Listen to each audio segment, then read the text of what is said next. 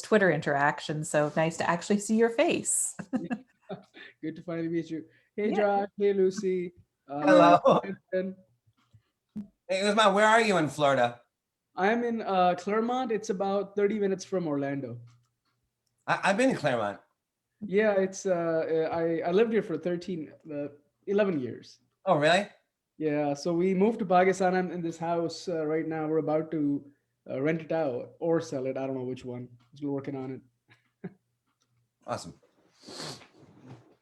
This Very is the cool. chat casually part. Oh my God. Okay, the chat just blew up. Okay, wow, yeah. It looks like we're now live on Facebook. Okay. Hi, Okay. everyone. Hey, Hello, everybody. Now, will we get to see when on this side, on the Zoom side, are we going to see all these little tiny screens, or do you not see anybody? No, since it's a webinar format, you don't see the attendees, but they can ask questions in the chat. Okay, good, good. Okay. I'm afraid to look at the chat. I'm always afraid to look at the chat. I know. I'm just like, well, plus I'm half blind, so I'm like, I have to kind of like need a good shot of my nostrils or something. But so Sarah said that she drove to the top of Mulholland, and now all I can think of is the movie. And I now I want to watch the movie all over again. It's bizarre. Also, I'm not used to zooming on my phone. I'm like, who's here? I don't know. It's like I just see me and Disembodied the person voices. talking. yeah, if nothing else, this panel should help generate some story ideas, right? Yes. I'm just waiting for some security guard to be like, get out of here. I'm gonna ask you to step out of the car. I do have to let you know, I've been reading you since I was maybe 16. I discovered your books in Pakistan, actually. I don't know if you know that. No, this is me. That's you. Oh, that's awesome. I'm a big fan. I've been a fan for a while. So I just wanted to let you know. Thank you. Oh. That's so great. That makes me really happy. I like all the love in the room. That's awesome. Usman, did you read her newest novel? I am so excited about it. I haven't read it yet, and I'm sure it's gonna blow me away. And I know Josh, you read it, so kind of hate you for it. Oh man, yeah. You gotta put on your book of the year pants to read that one, man. That was my favorite blurb I've ever gotten. Like, maybe every pants are my book of the year. I get to claim that. Nice, nice, very cool. Well, I think I can get you all started. We're live on Facebook and in the Zoom now. So welcome everyone to Skeleton Hour. Thank you so much to those of you who are watching live.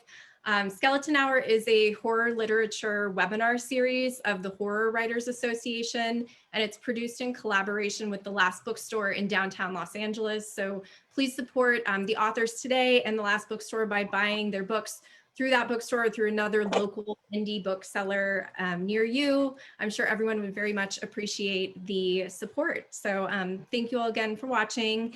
And as I mentioned, we have a special topic in horror literature that we discuss every month. And this month's topic could not be more timely in that it is horror writing in a post-COVID world, what that will be like, etc. So I'm very excited to hear our panelists today discuss this. If you have any questions throughout, feel free to post them in the Q&A if you're watching on Zoom. And if you're watching on Facebook, you can post them in the chat. We'll be monitoring that and kind of feeding them to the panelists either throughout or at the end. So, so definitely feel free to do that to interact a little bit. And without further ado, I would like to hand things off to our fabulous moderator for the evening, Richard Thomas. Please introduce yourself and then I'll let you take it away. Thank you so much for being with us, Richard. Thank you, Catherine. I appreciate it. Hello, everybody out there. Thank you all for being here tonight. I see a lot of familiar, happy, smiling faces out there. I'm so glad you all could make it. Thank you to all my students who are here, all of my peers. It's a great group of people here hanging out tonight to hear what we have to say. I'm Richard Thomas. I think all of us in the room write dark stuff, write horror. I've been writing for 12 years, a couple books, couple collections. I ran a small press for a while, Dark House, ran Gamut for a while. I've been nominated for some awards. Everybody in here has lots of accolades. So I'm not going to get into all that, but if you don't know me, that's who I am. I want to thank all my panelists for being here first. Allison, Josh, Lucy, Sarah, and Usman. I I invited all of you, or to our audience, I invited all of them here because these are some of my favorite authors writing today. Some of my favorite horror writers, some of my favorite dark fantasy writers, speculative writers. I just really love what they're doing. When I thought about what it takes to write horror in a post-COVID world, these were just some of the voices that I really have been digging lately, and people I've worked with in the past, or I've read, or I've taught. And I just thought it'd be a really great mix of personalities and styles. So thank you to all my panelists for being here. I really appreciate you guys making the time, coming into this call from all over the world. I want to, before I ask you the obvious question, which is, how do you write horror in a post-COVID world?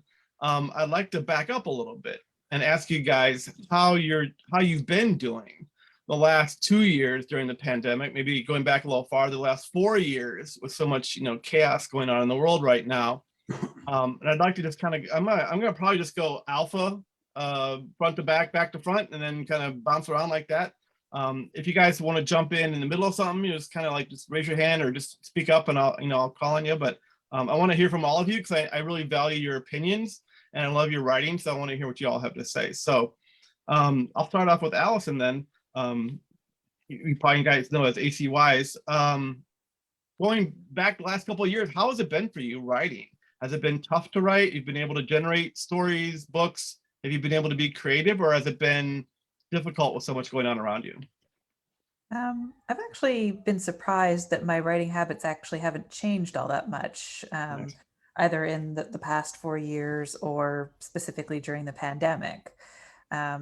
It may be more sort of like concentrated blocks of time and then gaps in between, but I think overall the amount that I've been writing has been more or less the same, which Nice.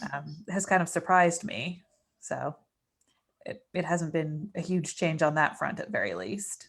Good. Well, congratulations. That's awesome. Josh, how's it been for you? Well, I mean, it sounds weird to say, but it's been incredible. Just in terms of writing, years ago, or I'm still in a band with my best friends, but years ago we lived in New York City, and I was trying to get, I guess I sort of pride myself on trying to accomplish a work of art every like 6 months, right? Whether it's a novel or an album or whatever. And we're living in New York City, and everyone's wasted, and there's people in and out of the house all the time and all this. And I remember I had a moment alone in our studio, if you could call it that. It was more like just where the drums were.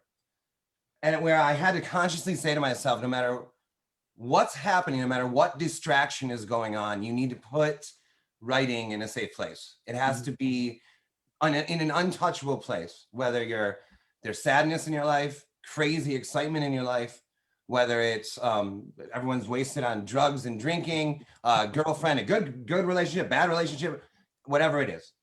And so through the years, that bizarre sort of ritual I had with myself in this basement in New York has like really come through for me, where no matter what is going on, whether or not, like when the High Strung were on the road for 6 years without a home, so writing books in a van, or all the way to holy shit, the world shut down and I feel a little crazy. Okay, but let's still write like we normally do. So I don't, that all sounds a bit idealistic, but it's also worked out for me in terms of, even with something as like freaky and unknown as this, I've been going exactly as I always have. Wow, that's awesome. That's great. Lucy, how have you been doing? Well, it's been a little bit complicated. I have largely been able to get work done that I've needed to, which has been a good thing. On a personal level, the past year and a half has just been a complete trash fire. One of my housemates, his brother died and his sister-in-law died, and he had to bring his elderly mom to live in our house. And then she ended up dying. And then a month ago, my dad died. Oh man. And my husband's brother-in-law died like a week before my dad died. And it's just been like, really? And nobody's died of COVID. That's been the crazy thing. Really? All this other stuff. Wow. But it's been kind of ridiculous when I think about the amount of stuff that's happened in the past year. So on the one hand, I haven't been as productive as I typically am, but on the other hand, it's been kind of extraordinary circumstances. And not to use too much gallows humor, but I'm like, okay, everybody in the house, like, can anybody else lose anybody, or do we have any outstanding elderly people who might need to come live with us or anything like that? No, okay, we're good. We can move forward, hopefully, that type of thing. But yeah, but to echo what Josh said, I think the key is, carving out that time for yourself. And if you're somebody who responds well to a schedule, stick to a schedule. If you respond better to deadlines, enlist a friend to give you some if you don't have any that the industry is delivering to you. So yeah. Yeah, no, that's good. I like that, Lucy. Laughing on the outside, crying on the inside, right? Pretty much, yeah. Yeah, I think I'm kind of at the level that you're at, that when I have deadlines, I try not to, I've been able to make those. I've been trying to write this damn Arctic horror novel for 4 years now. And whenever I sit down with it, it's just like every time I do it, there's nothing left in the tank. So I think I can funnel it into short fiction. But the book, I think, because books are different than stories, it's so much I want to hold in my head and hold in my heart, and I can't right now. So it's been tougher for me. But hopefully, fingers crossed, I'll breathe a little bit easier. Sarah, in your car, I'm glad you're not driving. I thought it probably works. I'm like, okay, be careful. How have you been doing with the writing? So at first I did better, I think, because my husband and I were both stuck in the house with the kids. So it wound up, we were dividing things, maybe even more. And I had more time.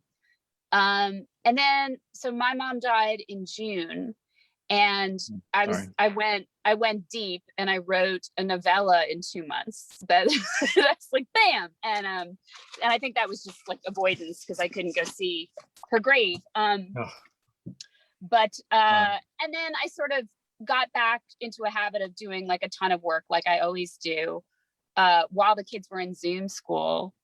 And then this last book came out in February, and I was probably working like 12 hours a day doing promotion and writing, and I'm doing the film stuff and the next book. And then, it's just beginning to slow down, and I'm noticing like, the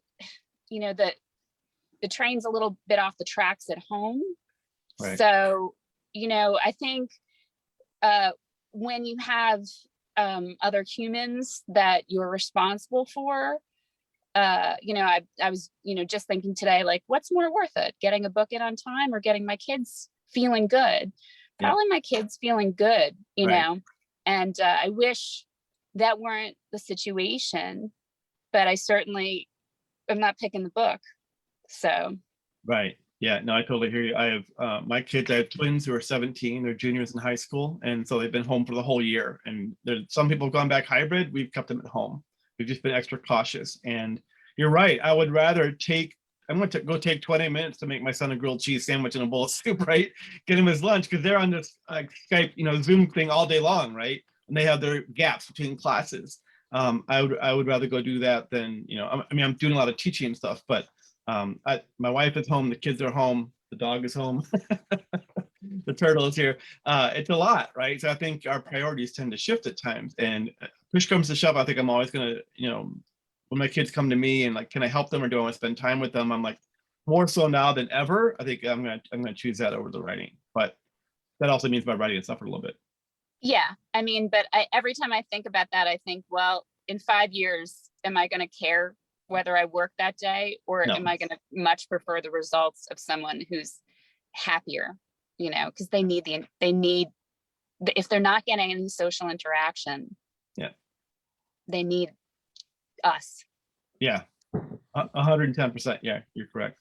Usman, how's it been for you? I'll ask what it's been for you. So, for me, the pandemic happened at the weirdest of times.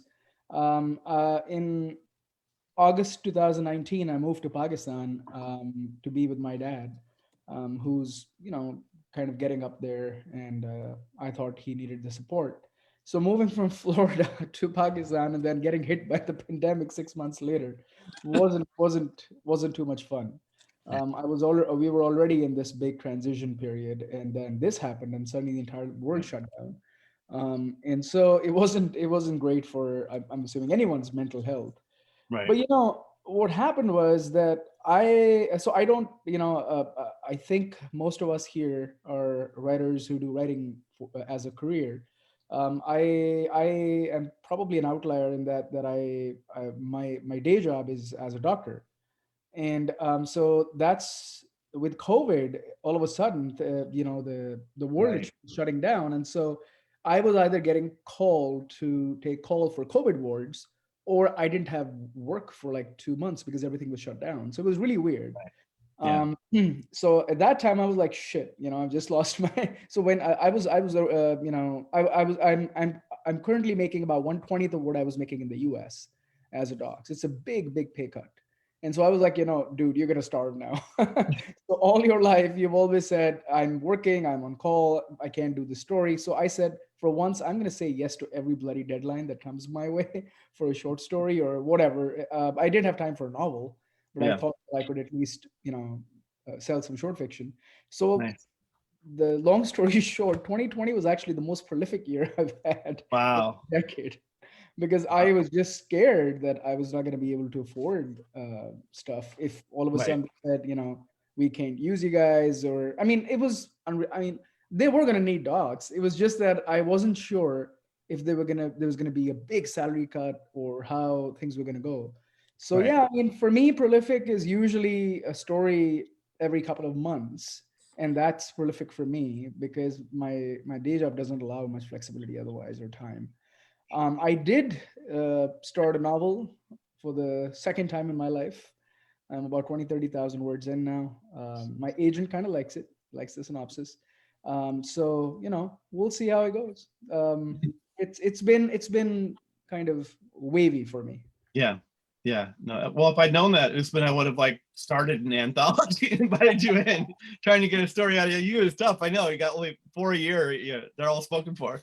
Yeah. No, it's funny because I was thinking about I think one of the best things I've written in a while was a novelette I wrote 4 years ago called Ring of Fire, which was in an anthology, and it made the long list for the Bram Stoker. And but that's probably the longest thing I've been able to do. So it's been kind of hit or miss for me too, in short bursts. Well, I'm glad. It sounds like a kind of a little bit of this, a little bit of that with you guys. Some people are having good luck. Some nothing has changed. For others, it's a lot more complicated. Let me move on to my second question, which is, I'll stay with you, Usman, and then work my way back around again. How do you think horror stories will change in the wake of COVID, if at all? Right. So the thing about horror is horror tends to respond in very different ways at different time periods in history. When 700-800 years ago, when we or 600 years ago, when we had the Black Death, the Decameron Project happened, and the Decameron, the book came out, and it was a lot of people. I don't think people really tend to think of it as a horror, as a collection of horror stories, or as a horror book. But I think that it gets pretty dark at times. I don't know if anyone's read it, but it gets pretty dark at times. And I often wonder if horror doesn't tend to soak up everything around it like a sponge and spit it Right. out. So I think that if anything, I think I would predict that people would shy away from pandemic horror for the Right. for the next few years. I don't Right. think there's much of an audience for it right now. People are really sick of the pandemic. Right. There's always an audience for everything, but I think that it's probably not in a writer's interest to try to sell pandemic, apocalyptic novels which are too close to the truth for comfort.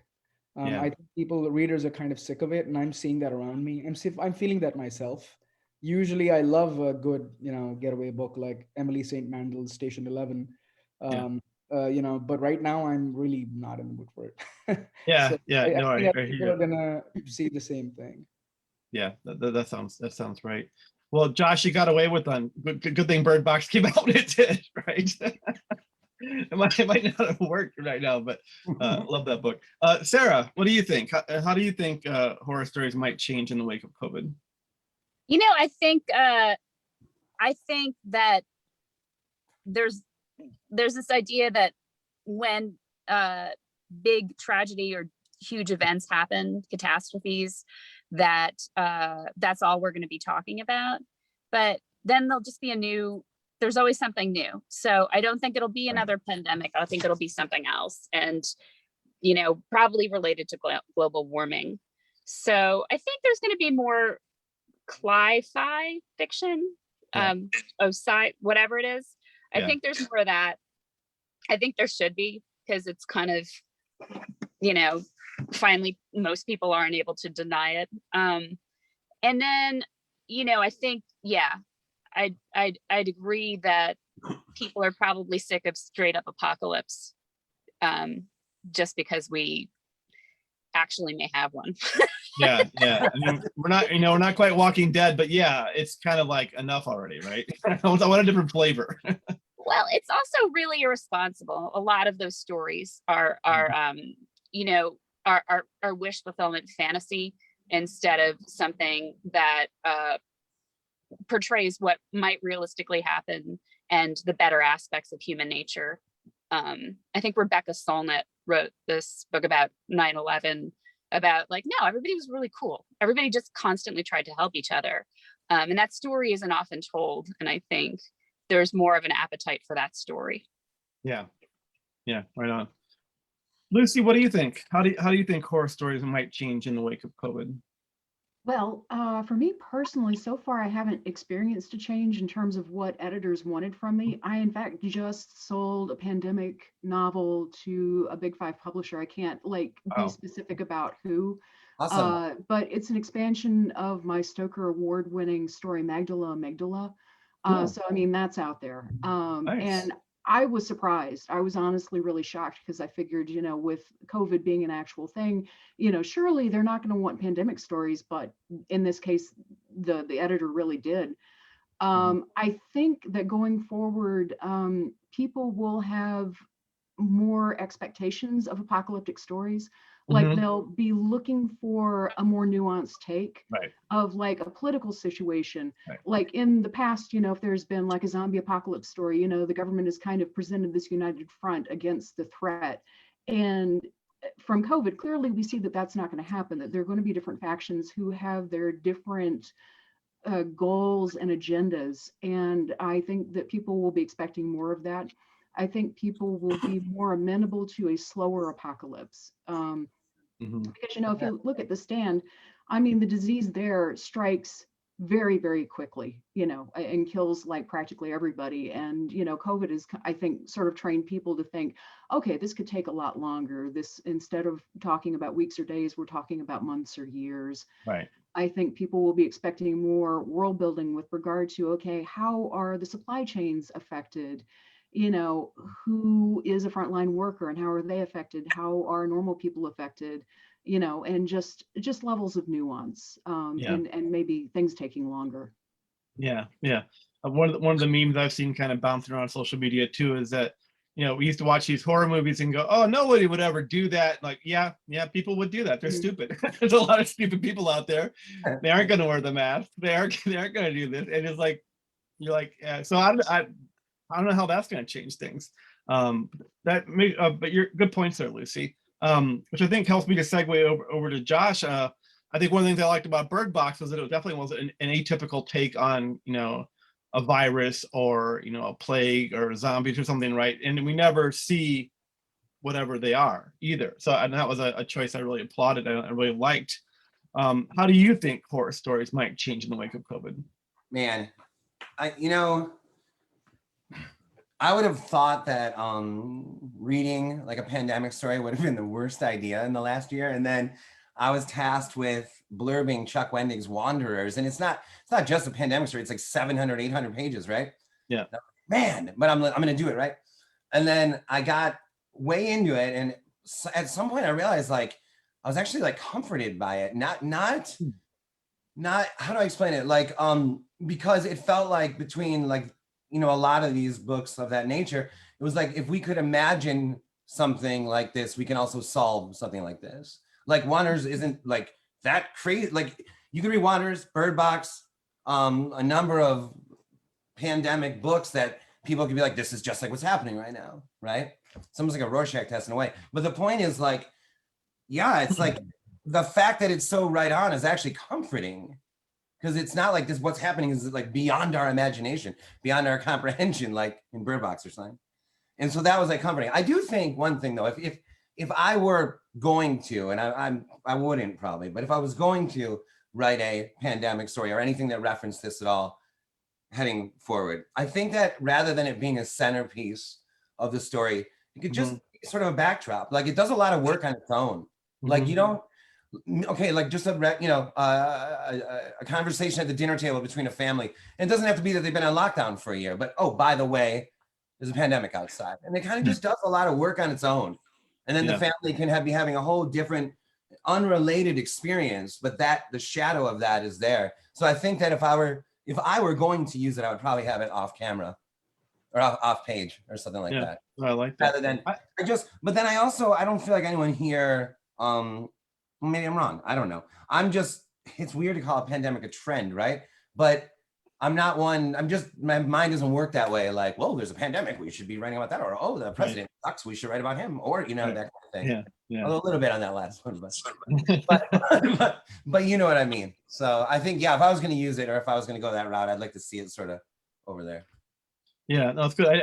I did not think of reading a pandemic book as being comforting, as maybe showing us one possible way through one possible situation. I hadn't thought about that. Before I come to you, Alex, I wanted to come back to Lucy real quick. If you, I don't know how much you can respond on this, but I'm curious, the sale of the book, did you take that as that the agent and the press that they were optimistic about the fate of the world, or were they thinking that this is going to come out in a couple of years, or did they give you any, because you said you were kind of surprised they took it. Did you get any feedback or thoughts on like why? What they were thinking? I mean, basically, I think they liked the story, the prose style, in general. I think that that they just liked the concept.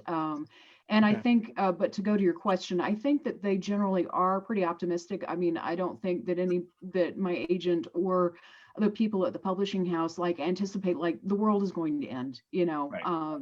Especially, things are looking up relatively now. It seems like, there for a while, it looked like, we might have civil war. That would be a really bad thing. And that the risk of that seems to have diminished. There's a vaccine out there.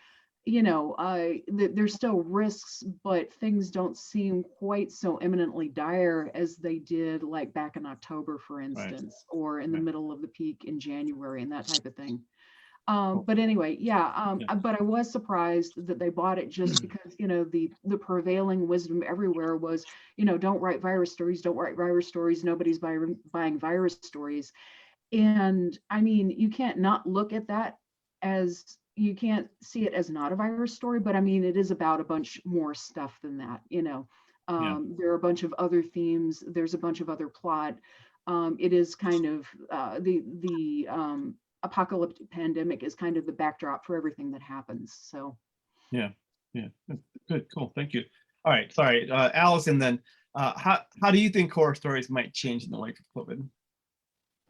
Initially, my answer would have been that I would have expected to kind of see a trend shifting away from, as many other people have said, pandemic apocalyptic stories. But I think, Lucy's experience has proved that it's so hard to predict the future and what's going to hit an editor or an agent at the right time and what's going to hit an audience at the right time and kind of, spark their interest.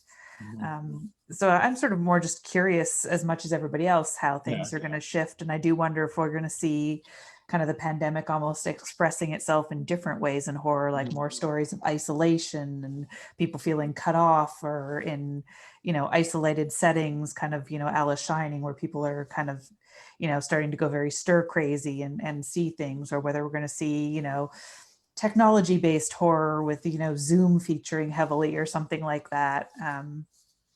So I could kind of see, elements coming out rather than direct reference to the pandemic, but sort of like the way it's made people feel, or sort of some of the tangential experiences they've had during the pandemic, maybe working its way into stories. That's super interesting. I didn't even consider it from that angle. I guess the subconscious results of this Yeah, probably the next, I'm like, I'm not going to write about it at all. Then like my next 50 books are about it, you know? You never know what's going to happen. It's like traumatic thing I've ever gone through. And that's kind of what I was thinking was, because I teach a lot of classes that are they're shorter. So we're doing like weekly exercises and short stories and like little bursts and things. And I'm getting a lot of stuff turned in that has like a pandemic as a background, because I think they're stuck at home. We're in the middle of it. Well, I'm going to write about what's around me right now. So I'm expecting that to happen. Yeah. I wonder, will we get a lot of, are the editors out there going to be seeing a lot of pandemic stories coming, across the transom for the next like 2, 3, 4, or 5 years, or is it going to kind of fade sooner than that? Whereas other tragedies did too. I mean, how long after a war do you write war stories? How long after different things does it kind of have its appeal again? It'll be interesting to see. So I want to kind of dig more into the theme of the talk today: writing horror in a post-COVID world. And I'll stay with you, Allison, on this one. So how do you think authors can succeed with their horror stories in a post-COVID world? Not just writing about COVID and pandemic, but in general. What tips and suggestions do you have for them looking forward, thinking of the future, to help them write compelling dark fiction post-COVID? I think as is true of anything post-COVID, pre-COVID, whenever you're writing, that you really have to kind of write to your passion. Right. I think, trying to follow trends or respond to trends, because the world changes so fast and the popularity of things kind of comes and goes so fast, kind of trying to, structure around a moment like that, either by avoiding it or kind of writing something inspired by it. If that's not your passion, if that's not, the story that you feel or want to tell, but you're just kind of trying to fit into a moment, is going to end up leading to more frustration than, finding the thing that you're passionate about and writing that regardless of, what's going on in the moment or what you think is popular or what you think will sell. Right. Yeah. Good point. Josh, what do you think? Will you ask it again? I'm not sure I understood it entirely. How do you think authors can succeed with their horror post-COVID? And what tips and suggestions do you have for them to help them write compelling dark stuff post-COVID? I mean, I think personally, like I want to see some joy. I want to see some enthusiasm. I want to see, I guess, what Allison was saying, like passion, these kind of things. I mean, right, intentionally avoiding these things is kind of the same as running to them, right? Either way, there's a sense of it's the pandemic or this last year is in charge of you or something. Right. It's just like, oh my God, I would love to just like shed that all together. But I kind of feel like I'm already in that place or something, but I don't have kids, and I'm listening to all you guys. I'm like, that's why I had such an easy year, and like, I get it now. But so for me, it's like, I'm just naturally from that school of thought anyway, like, let's roll. Whether we're scaring or whatever we're doing, let's transfer this electricity into the book and into the reader. And I think probably more now than ever that would be refreshing and successful for experience for a reader. Yeah. I mean, I think what you and Alice are saying, if I'm interpreting correctly, is that, in some ways, it's kind of getting back to the old you, do whatever worked before and keep doing that. On the other hand, I think there's going to be some aftermath from all this. So I wonder how that's going to change our focus. And I have another question on that later, but I'll move on to Lucy here. Lucy, how do you think authors can succeed post-horror and post-COVID with their horror, and what tips or suggestions do you have for doing that? I want to first of all echo what Allison and Josh said. I mean, write to your passions, regardless of the type of story that you're writing. I mean, if something's rolling around in your head and it's, and it's kind of giving you a bit of an itch and you're like, I shouldn't write about this, but I keep thinking about it, just go ahead and write it, because you're probably going to bring more to the page than maybe like the initial idea, leads you to believe. It's like if there's something there that's compelling to you, you can make it compelling to the reader. I guess with regard to COVID, the thing that none of us can escape is if you're writing something that's happening, in 2020 or 2021, I mean, the pandemic is happening and it's having widespread effects. So it's like a historical reality. So if you're setting something in the present day, you probably need to address it somehow. But you know, by the same token, it's like I wouldn't try to follow the trend one way or the other. I think trend following in general is probably not going to work out, because by the time you get something written, particularly if it's a novel, like that trend has moved on. I do think that because everybody is wrestling with feelings of isolation and, you know, some paranoia, you know, we were talking about this before it started recording, but, you know, like the sense that you have to avoid other people because they might be contaminated with virus and all of this. Like, I feel like we might be setting the stage for a real renaissance in Gothic horror and Gothic fiction, because like that's exactly the setup, right? You know, you've got this protagonist who's led to this very isolated location, you know, and then things go awry from there. You know, it's ideal for those sorts of narratives. And I don't know if editors would necessarily get sick of that, because I feel like, you know, there's a lot that can be done within, you know, those tropes and things like that. But yeah, I would say, you know, write to your passions, regardless of what it is. I would also say be deliberate in your horror. I mean, kind of think it through. Like, there was an instance last year where Weird Tales shared this Reanimator meme that seemed to be advocating an anti-vax conspiracy, and they pulled it down, but they got a lot of heat in the meantime.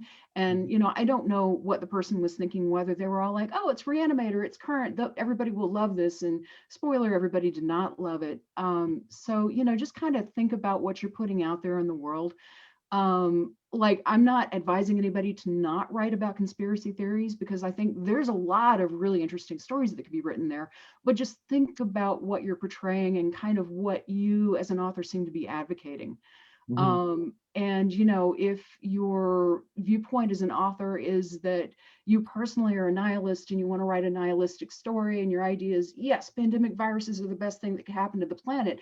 I mean, not everybody's going to be on board with that. If that's the story you want to write, I mean, go for it, own it, but just be aware of how people are going to react to what you've written.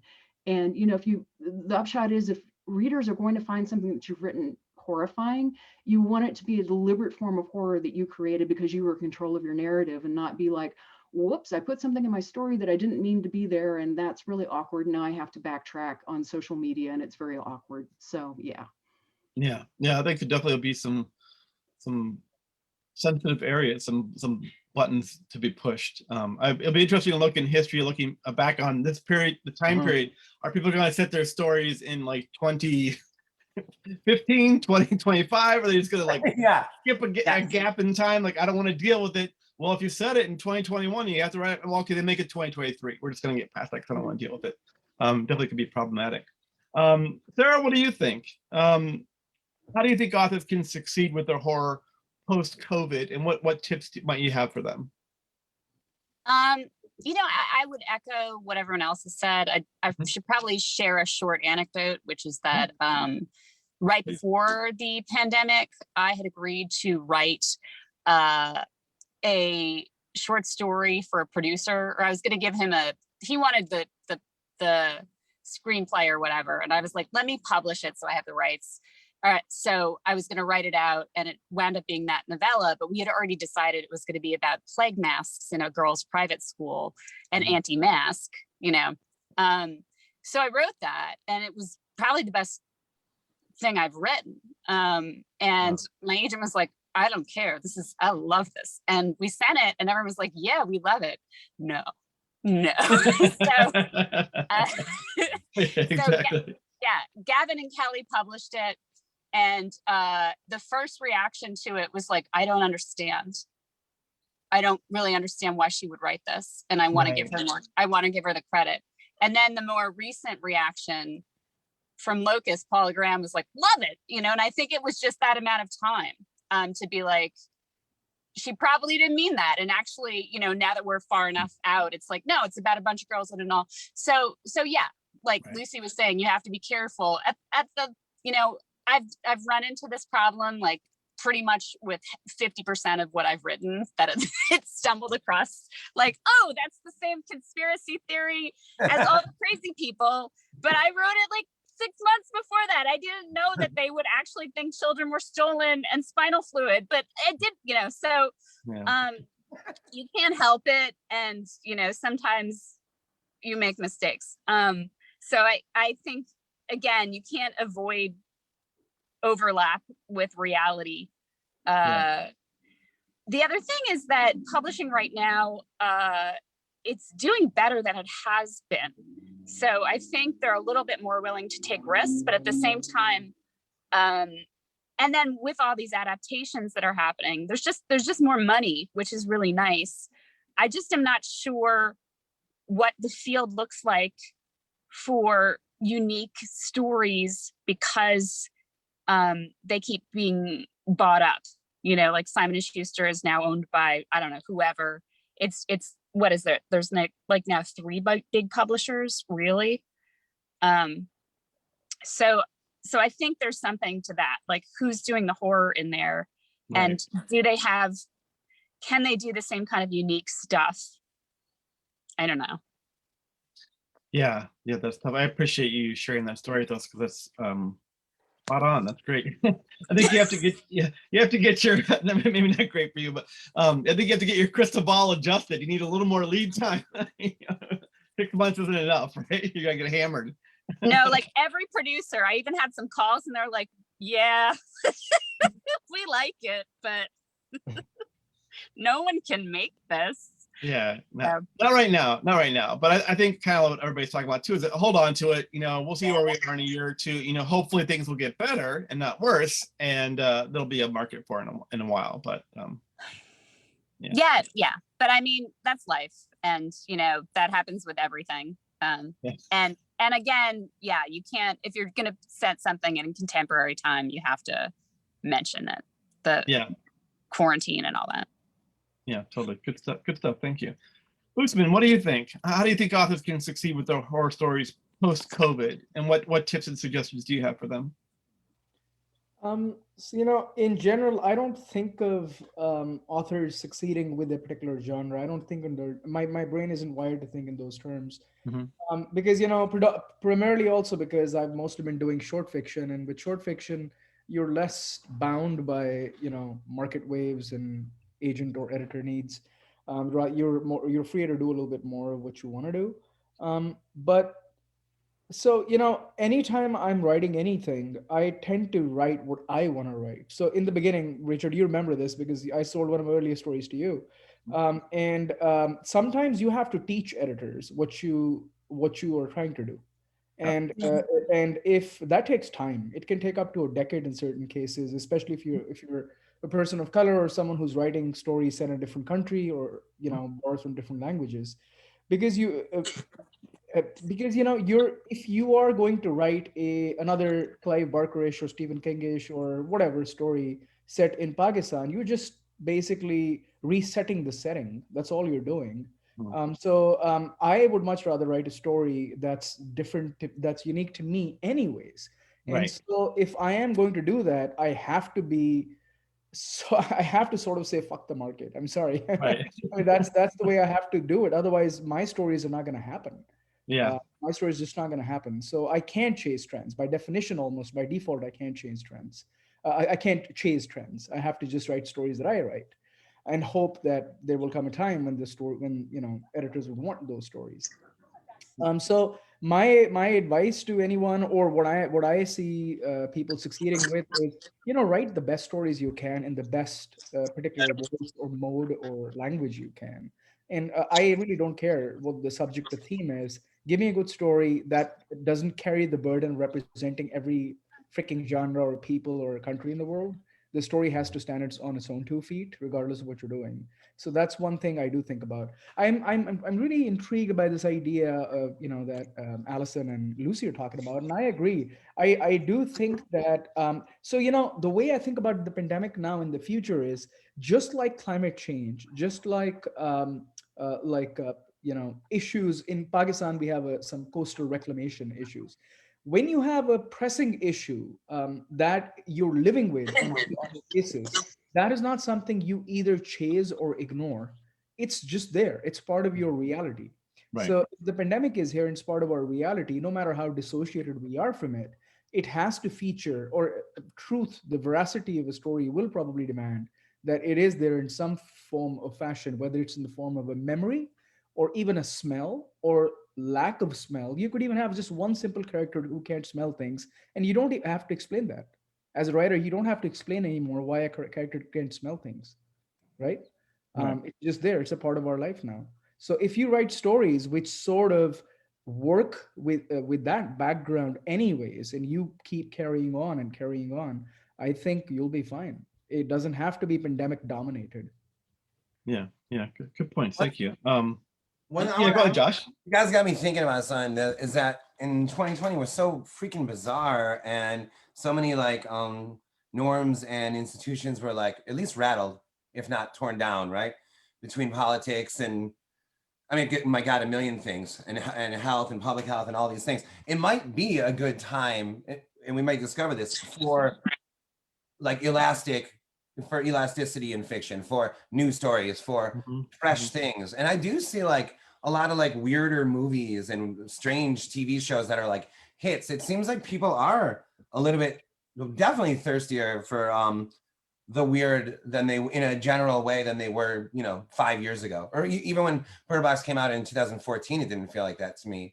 And so maybe, this is an optimistic way of looking at this, is that 2020 was such, like, it rattled so much that maybe in its wake, it's made room for like fresh takes, fresh stories, melding of genres, elasticity, like that sort of stuff. Yeah. And I think a lot of people are just tired of putting up with all the bullshit out there. So, whether, it's, I think a lot more, people are just gonna come out and say what they feel, and when you could go to the grocery store and die tomorrow, you're like, you know what? We need more women in this anthology. We need more authors of color. We need more people, more minorities in positions of power. We need more people like this running the publications and editing, like all these different issues that everything's coming up. And I think we're just saying what we feel. We're calling out people who are toxic. We're calling out people who are hateful and abusive. And, it's just, I think that's great. I think more and more people are pushing to publish a wider range of voices. Richard, go ahead. Sorry to butt in. I did want to. I'm sorry because I'm gonna forget this. I know. That's okay. I'm jet lagged and I'm gonna be asleep in like an hour, so I'm just gonna put this out before I forget. So one of the things that I was thinking about is the pandemic is going to generate its own religions. So that's going to happen regardless of how we think about it. There's at one point I remember people talking about in the literary community about the first half of the 20th century being the age of psychology, and the second half of the 20th century being the age of mythology. So I think that mythology is going to carry on for another 50 years. The pandemic is going to become a religion of sorts. And that's what I am most interested by, as to the superstitions and the mythos of the pandemic that generated. I'm sorry, I'm going to shut up now. No, that's great. Thank you.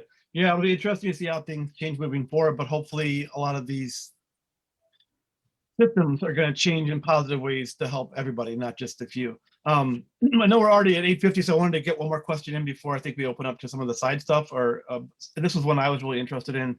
And I'll stay with you, Usman, and work my way back up. Has anything changed in your approach to horror right now, or in the last couple of years, or do you see in the near future? I, for example, am writing more hope punk and more new weird, and my horror of late has been less focused on violent or bleak work. Like, I just can't sit in that space too much. So it has changed a little bit of some of the things I've written in the last couple of years. Has anything changed for you, Usman? So I know we're talking about horror, but I don't even know if I'm a horror writer much anymore. I used to think I was, and I love the genre. I own up to the genre. It's really my home ground. But more and more in the last 5 years, I've noticed science fiction or fantasy creeping up into my work to the point where I can't do a simple horror story anymore. And it's led me to wonder if maybe so the person that I've returned to during the pandemic is surprisingly Ray Bradbury. Bradbury is not the kind of writer I would have thought I would be reading during the freaking pandemic. And I'm sure if Ray were alive, he would be ecstatic to hear it. But he's the ultimate writer who writes about the darkness So you know what Bradbury really writes? I've recently started thinking. I think Bradbury is always written about just one thing. He's written about heartbreak. I don't think he's written anything else all his life. He's written about love, hope, good. and heartbreak. Yeah. And he moved in that space. And the more I think about my sort of work, I think that I am moving in that space. And sometimes it manifests in someone leaving his mother with dementia for the stars. And sometimes it manifests as two lovers who are stuck in floods with this ghost girl, standing on every window watching them elope. So it doesn't matter, but that's where I think I'm moving, and I'm borrowing a lot from fairy tales these days. Never liked fairy tale retellings when I was growing up. I just didn't. But for some reason, in the last 5 years, that's all I'm obsessed by. Especially the Arabian Nights, tales from my part of the world. So that's where I'm stealing or borrowing my horror from. Yeah. No, I love that. Me too. I've also been trying to put more love at the center of my stories and less hate, less darkness. Quite often when I talk to my students about the internal conflicts in their stories, I say your protagonist, what they want is to be loved. They want to be seen. They want to be valued. They want to be heard. They want to be appreciated. And then everything around it is just kind of the backdrop for what kind of story you want to tell. Horror, dark fantasy, science fiction, magical realism, transgressive, Southern Gothic, whatever. So I'm nice to hear you say that. And, I also like the idea of magical realism, fairy tales, more hope in there somewhere. Sarah, how has your work changed through all this, if it has at all? I think you're muted still. Sarah, you got to unmute. Oh. Sarah, you muted, hon. All right, you Sorry, guys can hear me now? Yeah, there Sorry. you go. Yeah, There's all these motorcycles driving around. It's muted. So I don't have enough self-awareness, honestly, to be able to tell you that. But as Usman was talking, I was realizing my party line on Good Neighbors is people ask me like, why is it? What is it? Why is it? Can we categorize it as horror? And it's like, yeah, because I'm a horror writer, but it's not traditional horror. And I go into this big story about why I couldn't sell a horror novel because Audrey's door sales were bad. So then I had to do something where they could remarket me. But I think the bigger truth is that I've moved away from straight horror stories and have for the last like 15 years. And I think I'm just more interested in that same thing of telling these stories of life the way I see it with kinks. And, in my own head, it really does feel like what I'm saying. Like the magic stuff doesn't seem like magic to me. The horror stuff doesn't seem like horror to me. And cognitive dissonance, like this reality we all live in, of everything's okay, right? Everything's okay. I made you your grilled cheese and you're going to go to your Zoom class. And then you're like, it might be the end of, for a little while, we were all thinking, is society over? Right. Is it the end? And then we're saying, we're just brushing our teeth.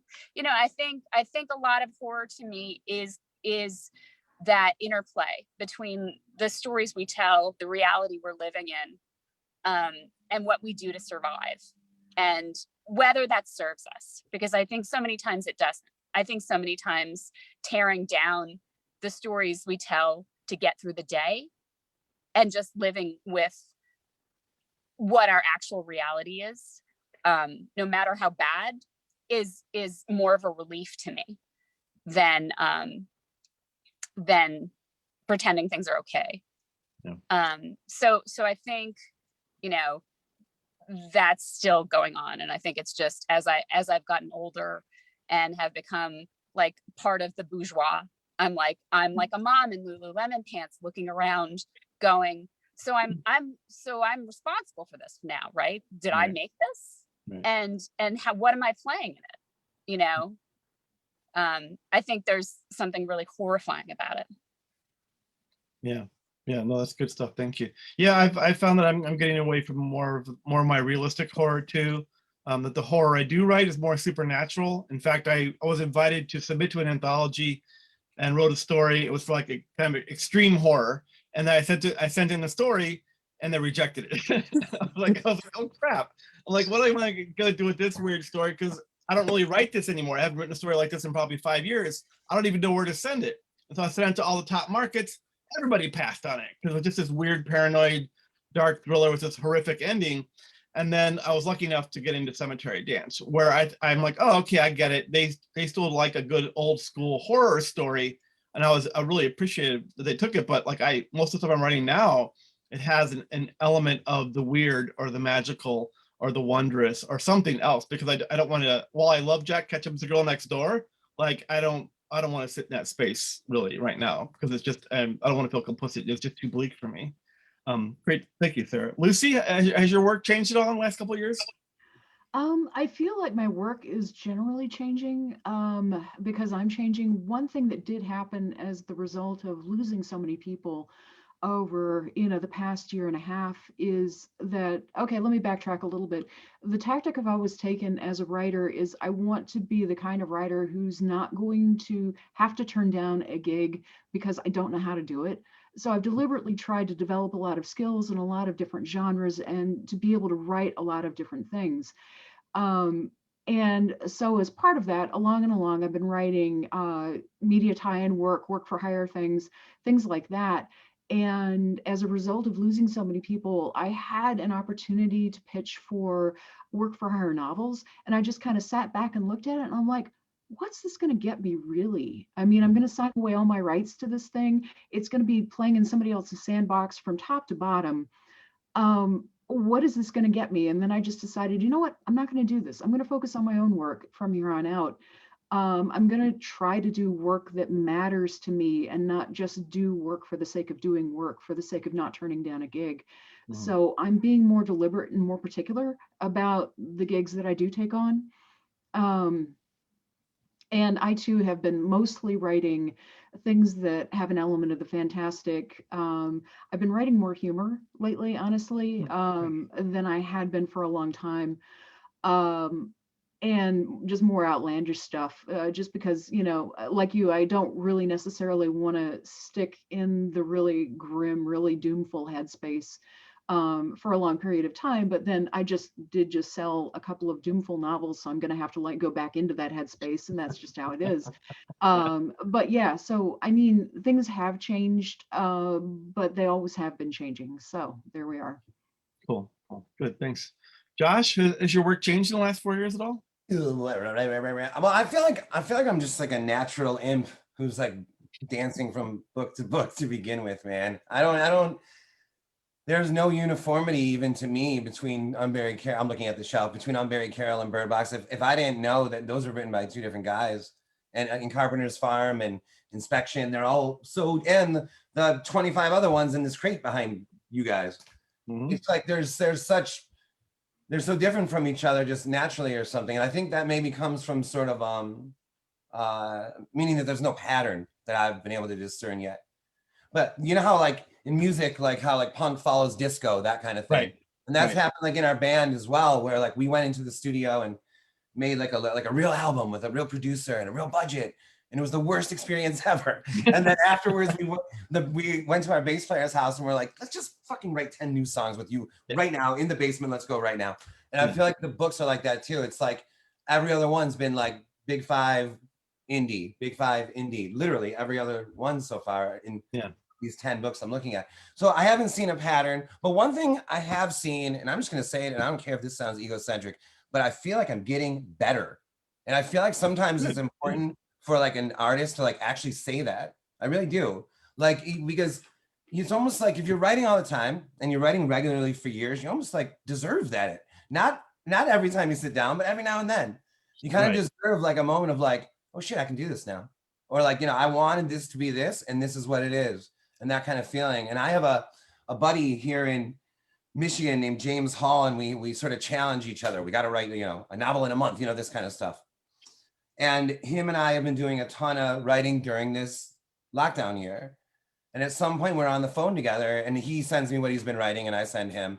And I was like, James, we're getting better right now. And when you first start playing guitar or writing, there's like quantum leaps every day. Now I can play a G and a C. Now I can play 3 chords. Now I can sing and play at the same time. Now And then months go by and you're like, I can't do anything new, but I'm playing, okay, you know, that, and then you'll have another breakthrough. And I feel like this has been,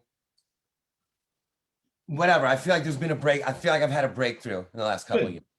Nice, nice. Yeah. I mean, no author wants to plateau, although I think all want our work to be published at a very high level. So we want to continue to do really well, but you have to keep kind of reinventing ourselves. You don't want to write the same story over and over again. I think I'm definitely swinging for the fences more. And so I feel like if I'm hitting more home runs, I'm probably striking out more too. But I would rather take that chance and have a story that's more polarizing. And that seems to be where a lot of my work has been of late, that people love it or they hate it. Like they think it's really, you're taking chances, it's original, or like, I don't get it at all. And as opposed to kind of pushing it towards the middle and aiming for a broader audience, I think I've been doing more of that. Alvin, I want to come to you last, I think, here. How has your work changed over the last couple of years? I'm not really sure if it has, or maybe I'm just not self-aware enough to notice the patterns or the changes, but I do think for at least some stories, I've tried to inject, a few more elements of hope here and there. And maybe that's sort of a reaction to, certain things in the world being bleak and not wanting everything I write to be super bleak either. I mean, there's still, the bleak stories too, but I don't want them to all be that way. So maybe there's a little shift to that more hopeful direction in some of them. Yeah. Awesome. Catherine, I wanted to ask you, did you have any questions you want to put up from Facebook or anything from the side? Anything you might have found that stood out that wasn't, asking something we've already answered? Yeah, and Ashley's going to hop on. She's been monitoring the Facebook questions, but I can go ahead and ask you one from our Zoom Q&A. We have a few that sort of overlap. Dino Parenti asks, with the pandemic also occurring during a contentious time politically, how much do you see these rifts deliberately or metaphorically creeping into horror fiction? We also had a couple of questions just about, are you getting new ideas for characters based on how people have behaved during the pandemic? Anybody want to take that? Sure. I was just thinking about Stephen King's The Dead Zone recently, and when he wrote that book, how horrific that character seemed. And now I feel like that character came and went. And turns out that the man behind the curtain wasn't that fucking scary as scary, as empty-headed, as empty-souled, yes, but maybe not that scary. So I think that politically or physically or ecologically, I think that all these rifts come and go, and it's just the human response to it that differs. And I think that's what's going to happen to all art in the post-pandemic. There's gonna be a blip, and then it's gonna reset. Yeah. One of the things I've been kind of hearing and seeing is that I thought with Obama being elected president, I'm like, oh, we've made some big strides and we're really changing racism in this country. And then I was like, no, not even close to what I thought the progress was we were making. And I think that's been the biggest thing I've seen, is that it's really shown me how much things have not changed. And I really wish it had. But I appreciate that, because I'm like, oh yeah, put a hat on your head, show me who you are. What's the saying, believe them when they tell you the first time, right, who they are. And so I think that's really helping to call out, as I said earlier, the people, the haters, the predators, they're just the really nasty people. And I think that's motivating people to get out and fights, whether it's political or otherwise. Look at what's happening in Georgia, winning the state, flipping things blue, like things that were like, that'll never happen, and then it happens. But I think we also are still really thinking we have a long way to go. We have this short window where you have to be really progressive. So I don't know how that's going to play out in our fiction. I have been thinking about The Dead Zone a lot over the last 4 years, Usman, so thank you for that. I guess just holding up the baby, wouldn't even be a blip these days, right? No, Other thoughts, Josh? Were you going to say something? Sorry, I didn't mean to cut you off. Yeah, I have a sort of inner war with all this shit, because it's like, because I'm like, I don't want to write about a lunatic president or this kind of thing, but then it's also like, how do I live with myself not addressing what's happening? I mean, I write novels. I'm living in this this exact reality and scenario, and I'm just not going to mention this at all. And that like drives me mad. It's like, well, what would I rather have in like 10 years from now? Like look back and be like, oh yeah, no, I wrote that in that when that shit was going on, or no sign of that at all. I don't, it really is an inner war that I haven't, that neither side has won yet or lost. Yeah. Well, you feel like you don't want to ignore it, right? You know, another saying, you know, history is going to, if you ignore it, history will repeat itself, right? So I feel like we need to learn and change, but at the same time, I feel like the tentacles are so wide and deep that you cut off one and like 4 more grow up. So Well, I it's mean, kind of like what Allison was saying before. It's like yeah. either way, subconsciously, this is going to make its way in. So Yeah. Anybody else want to chime in, or I'll see if Catherine has another one. Yeah. We hand it off to Ashley. Did you want to pull one from Facebook? Yeah. I think you're muted, Ashley, still. Whoop, there we go. So this is actually for Lucy. Steph asks, first she says she's really excited about your upcoming poetry book. And she wants to know if it has a horror-based theme. Many of the poems do. The upcoming poetry collection is called Exposed Nerves. So it's more reality-based stuff, part of it. I would say about a quarter of the poems in it have a horror theme, but it goes all over the place. It goes from things that are strictly fabulous poems to things that are, you know, directly taken from incidents in my life. So, you know, there's different parts of it. But yeah, I think if people enjoy horror, they will enjoy, you know, that collection. Awesome, thank you. I did see a couple questions on the side that were asking about, you know, how do you keep a positive attitude? How do you put, you know, positivity into your writing when everything around you is so chaotic and negative? How can you write stories with hope in it when you're surrounded by like death and a pandemic and all these things? Do you guys have any thoughts on like how do you keep a positive attitude, I guess, in general or through a pandemic or with your writing? And Sarah, hopefully your phone will stay charged. I mean, you're muted, Sarah. Go ahead. And then I'll come back. Oh, sorry. Yeah, unmuted me. Well, I think like just write what you're writing and write what you're feeling. But then when you're editing it, think, is this true? Because I think often you'll write when you're in a bad place, a really bleak story, but it's unrealistically bleak. Right. So just look at it and don't feel, you know, if you're not feeling happy, don't make yourself write a happy story. Like right. It's a really crazy time right now. So write the story and then with colder eyes or give it to people, figure out how true it is. And then you'll wind up, you won't even dial it back. You'll just have characters be doing different things. You'll have different actions be taking place the closer and closer you get to more real. Yeah, no, that's good. I like that a lot. When I was writing my third book, Breaker, I had grown a beard and I had long hair, and I was just kind of like, the beard was driving me slowly crazy. And so I just kept funneling that energy into the book, into my protagonist, who was this serial killer that would try, well, the whole book is about basically, is it nature or nurture? Is he going to become what is fated, or can he push back against it and resist it? And so I put all of my anxiety and uncomfortableness and just whatever into his character, use whatever I had around me to try and make him feel more real. So I think you use what you can around you now.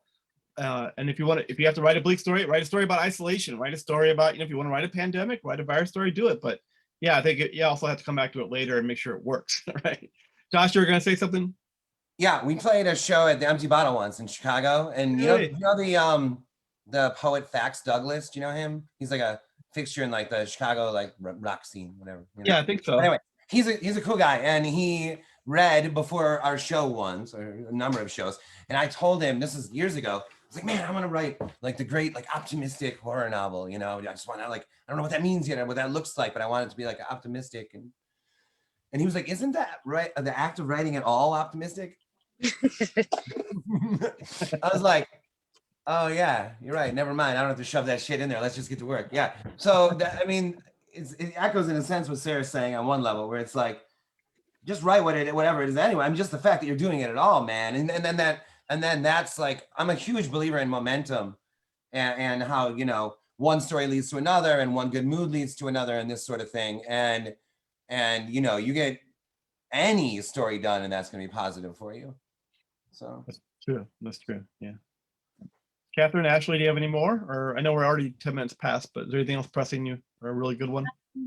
Yeah, this one is from Jonathan Leese, and he says, what is the best lesson you taught yourself during lockdown that you'll carry on with? I started showering every day for the first time in my life. Congratulations, Jack. Thank you, Richard. Thank you. I think kind of like what Sarah was talking, and some of you were as well, is that I think it just makes me want to write the stories I want to write even more. That I really want to write weird fiction, that I want to write, emotional stuff, that I want to take chances, that I don't want to put things to the middle. I don't want to write safe stories. I want to write stories that are going to be a powerful experience.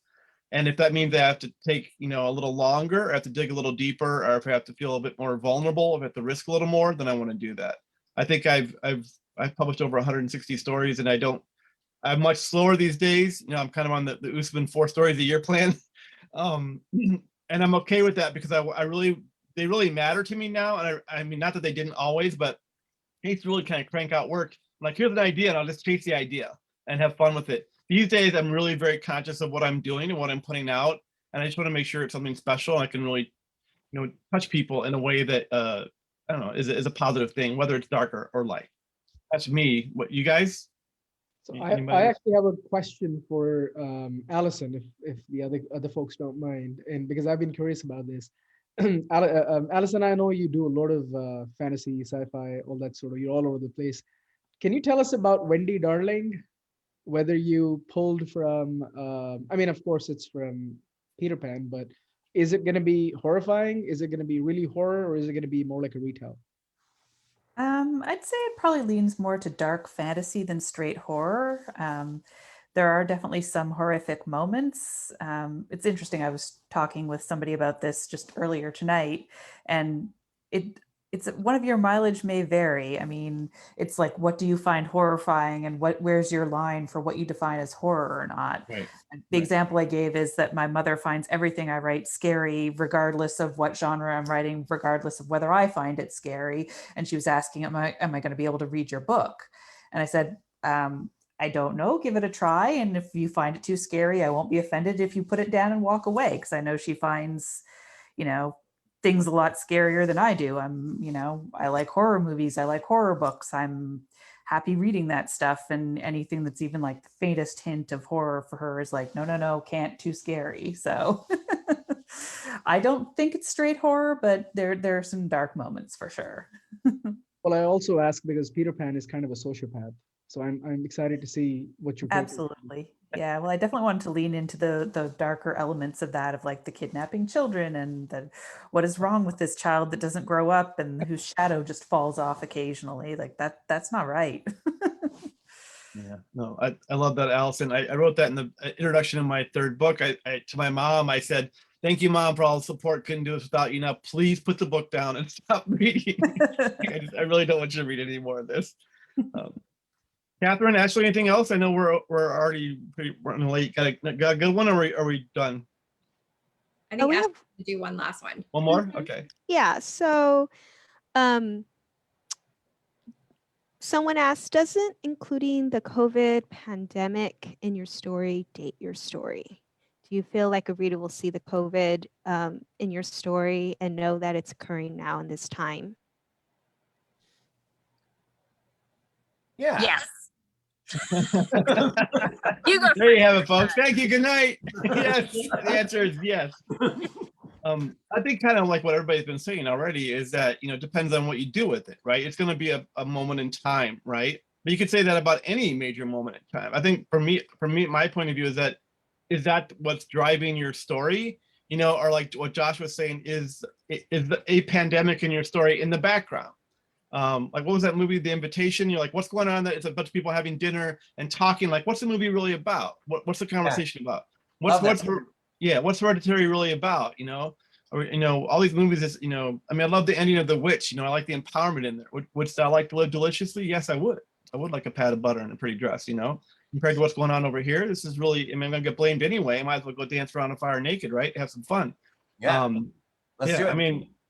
I think. How often do we write books these days where we're like, the year was 2021, like it's going to matter? I know there are big historic dates in history, but I think more and more it's going to be, what do you do with that backdrop and how you play with it, and then what you as an individual author bring to the table with your experience and your voice. You know, a pandemic novel written by Josh or Allison or Lucy or Sarah or Usman or myself or Catherine or John or Ashley, all different takes. You give us 10 prompts and say these all have to be in there, you still have 10 pretty different books. For sure. You know, are we good? I can talk all night, but I don't. I know. And we have more questions. So I'm sorry we're not going to get to everything tonight, but we like to keep it to about an hour. And I just wanted to say thank you so much to Richard Thomas for moderating tonight and for bringing together this amazing panel. Thank you to all the panelists and everyone watching. This has been really a lot of fun. So thank you. I wanted to say one thing real fast. I loved being with all of you, and you all have like great speaking voices. I was really like, kind of like, each time each of you spoke, I was like, man, that sounds good. Man, that sounds good. It just sounds good. And else, yeah, just wanted to point that out. Loved being with all of you guys, and thank you. Thank you. Likewise. This was Thank really you, everybody, good. for being here. Everyone. Thank you to all the panelists for being here. And thank you for everybody that showed up and is in the chat and on Facebook and Zoom. Thank you, Catherine, for having us all. And Ashley, it's been a lot of fun. Great insights, guys. Thank you. Good night, guys. Good night. Thank you. Good night.